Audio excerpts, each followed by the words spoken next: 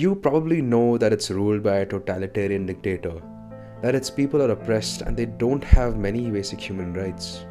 The country has one of the worst records in human rights violations and a slow economy with issues like severe poverty and starvation.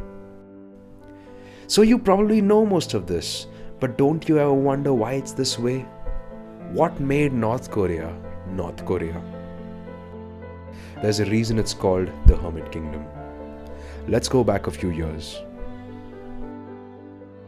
The Joseon dynasty of Korea was actually quite isolated. After many invasions by the Japanese Empire and the Manchus of China, the Joseons adopted a harsh isolationist policy that limited all foreign contact with the kingdom. This allowed them to have a relatively peaceful period for over 200 years. But this came to an end when the Japanese Empire colonized Korea in 1910, just 4 years prior to the First World War. Like every other Japanese colony, Japan's rule of Korea is remembered as a brutal period by the Koreans. The Koreans were exploited for Japan's war efforts, and their culture was marginalized.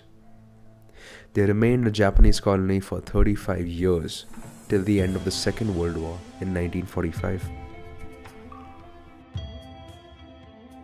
After the Second World War, Japan had to surrender and give Korea up to the Allied powers as a part of the deal. A division between the North and the South was made. It was called the Demilitarized Zone, or the DMZ. The North was occupied by the Soviets and the South by the USA. A prominent communist guerrilla leader, Kim Il-sung, was installed by the Soviets in North Korea, and the USA installed the strongly anti-communist Syngman Rhee in South Korea. Kim Il-sung was introduced to the masses as a rebel hero against the Japanese imperialists.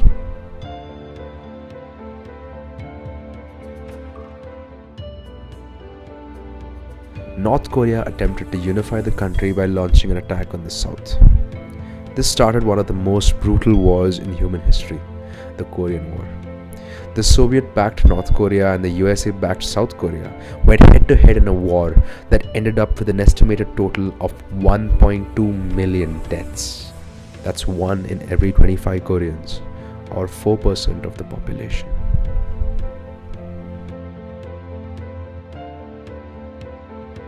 After the brutal war, North Korea enjoyed a few years of peace. Kim Il-sung began a communist regime by crushing all his opponents and creating a strong cult of personality where he was portrayed to have attained divine status. It was around this time that Kim Il-sung began to propagate the ideology of Juche, or self-reliance. Juche is North Korea's attempt to be an utterly independent and self-reliant country. Juche has 3 fundamental principles: political independence, economic self-sustenance, and military self-reliance.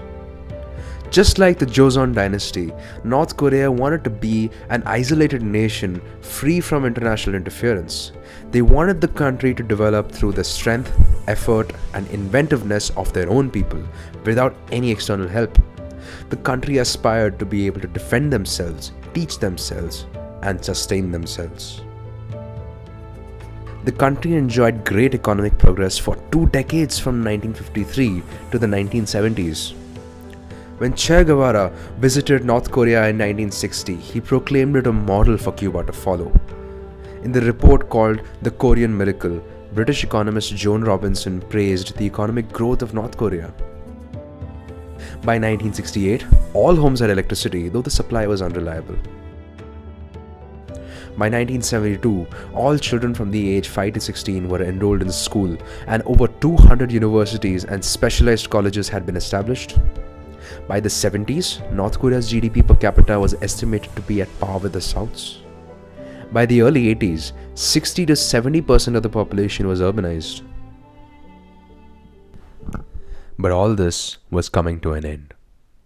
North Korea was not truly self-dependent, as the country received extensive Chinese and Soviet assistance.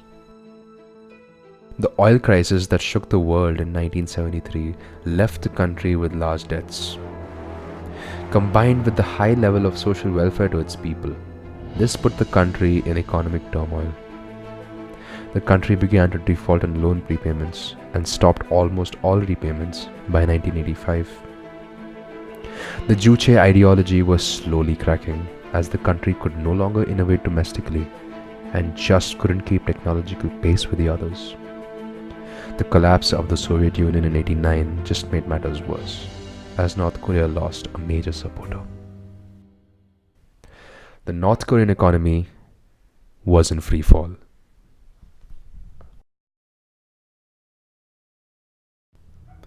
With the death of Kim Il-sung, there were outbreaks of mass mourning. His son, Kim Jong-il, had taken over as the new leader.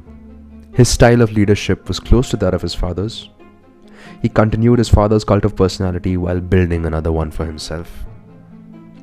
1 year later, widespread flooding destroyed crops and infrastructure, leading to a famine that would last till 1998. Economist Amartya Sen cited bad governance and corruption as major contributing factors. Estimates of the death toll are as high as 3 million. That's around 10% of the population.